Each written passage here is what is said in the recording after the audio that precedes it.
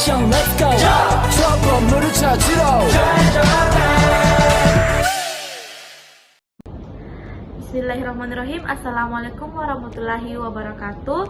Perkenalkan, nama saya Lila Syakira Talla dengan NIM 2203055011038 dari kelompok 3. Di sini saya akan menjelaskan mengenai definisi dan sumber vitamin A. Apa itu vitamin A? Vitamin A merupakan salah satu vitamin yang larut dalam lemak atau minyak. Vitamin A penting untuk kesehatan mata dan fungsi sistem imun. Anak-anak kekurangan dapat meningkatkan risiko kebutaan dan kematian dari infeksi seperti campak dan diare. Vitamin A diperoleh melalui makanan yang mengandung prekursor vitamin A seperti karotenoid atau vitamin A itu sendiri dalam bentuk retinol ester. Asam retinoat merupakan metabolit aktif dari vitamin A yang berfungsi untuk meregulasi berbagai fungsi seluler seperti proliferasi sel, diferensiasi, dan kematian sel pada berbagai tipe sel. Vitamin A juga berperan dalam berbagai fungsi biologis tubuh seperti perkembangan embrio dan penglihatan serta fungsi otak. Saya Fira Fajrini Azahra dengan NIM 220305500019 akan menjelaskan materi tentang pencernaan, penyerapan, dan metabolisme vitamin A. Vitamin A dari makanan terbagi atas dua, yaitu yang pertama retinol esters, yaitu molekul retinol yang disertifikasi dengan molekul asam lemak, dan yang kedua yaitu provitamin A atau beta karotin. Tahap awal dari proses pencernaan adalah retinol ester dari makanan akan diubah menjadi retinol, kemudian masuk ke dalam lambung. Sedangkan karotenoids dari makanan berikatan dengan protein, kemudian masuk ke dalam lambung untuk dilakukan pemisahan zat gizi retinol dan karotenoids, kemudian masuk ke dalam usus halus bagian duodenum. Hidrolisis dilanjutkan oleh enzim pankreatis atau lipase, kolesterol hidrolase atau intestinal brush border untuk diesterifikasi. Selama proses ini akan dibentuk mix miceles yang merupakan gabungan fosfolipid, kolesterol, asam lemak bebas, aminogliserol, lipofosfolipid, dan garam empedu.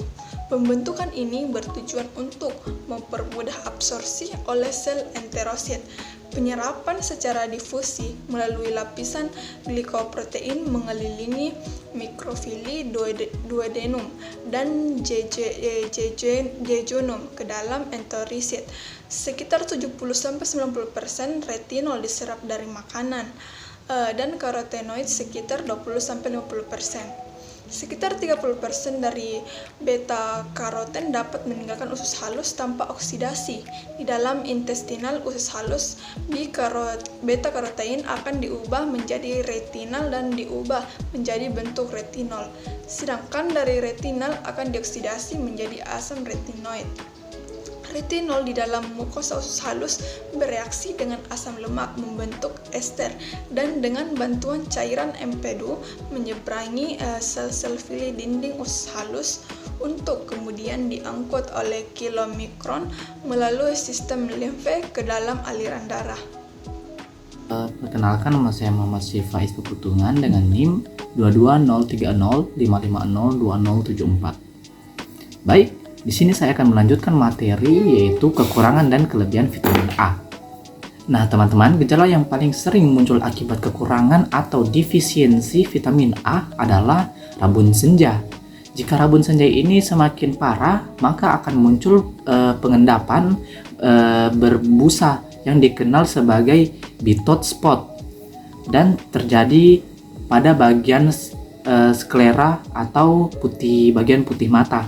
Jika gejala tersebut berlanjut, kornea mata akan menjadi keras dan membentuk jaringan parut atau yang biasa disebut dengan seroptalimia yang menjadi penyebab timbulnya kebutaan permanen. Kekurangan vitamin A ini juga dapat menyebabkan penyakit katarak, infeksi saluran pernapasan, dan penurunan daya tahan tubuh. Nah, selanjutnya adalah kekurangan dari vitamin A. Keracunan kronis vitamin A dapat terjadi karena pemberian tablet vitamin A dengan dosis yang tinggi, lebih dari 10 kali dosis harian yang dianjurkan. Kelebihan vitamin A ini dapat menimbulkan rasa pusing, rambut menjadi rontok, kulit kering dan bersisik, iritasi pada kulit, dan pembengkakan pada limfa dan hati. Selain itu, ketidakstabilan emosi, perasaan mudah marah, sakit kepala, dan muntah sering terjadi pada kelebihan vitamin A. Perkenalkan, nama saya Miskat Nurfadila dari kelas D dengan NIM 2203055020069. Baiklah, di sini saya akan melanjutkan pemaparan materi dari teman saya sebelumnya. Saya akan menjelaskan tentang fungsi dari vitamin A. Vitamin A diperlukan oleh tubuh untuk menyokong pertumbuhan dan kesehatan, terutama diperlukan untuk penglihatan, sekresi mukus, pemeliharaan jaringan epitel, dan juga reproduksi. Vitamin A dipergunakan untuk regenerasi pigmen retina mata dalam proses adaptasi gelap. Selain itu juga, vitamin A berperan dalam sistem kekebalan tubuh. Retinol atau vitamin A memegang peranan yang penting pada kesempurnaan fungsi dan struktur sel epitel, karena retinol berperan dalam diferensiasi sel dan proliferasi epitel. Dengan adanya retinol, sel epitel basalis distimulasi untuk memproduksi mukus. Kelebihan retinol akan menyebabkan pembentukan mukus yang berlebihan dan juga menghambat keratinisasi. Bila tidak ada retinol, sel goblet mukosa hilang dan terjadi atrofi sel epitel yang diikuti oleh proliferasi sel basal yang berlebihan. Sel-sel baru yang terbentuk ini merupakan epitel berkeratin dan menggantikan epitel semula. Penekanan sekresi mukus menyebabkan mudah terjadinya iritasi dan infeksi.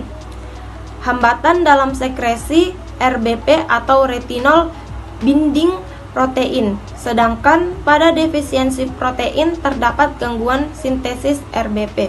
Sekian dari saya, terima kasih. Baik, saya Sarah Ajala Nurdin akan melanjutkan materi mengenai fungsi vitamin A yang telah dijelaskan oleh teman saya, yaitu Miskat Nurfadila.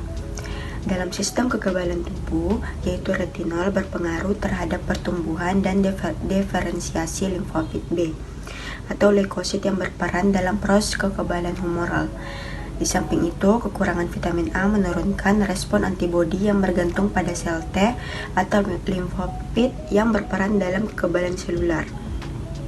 Bila kekurangan vitamin A, maka fungsi kekebalan tubuh menjadi menurun, sehingga terserang infeksi.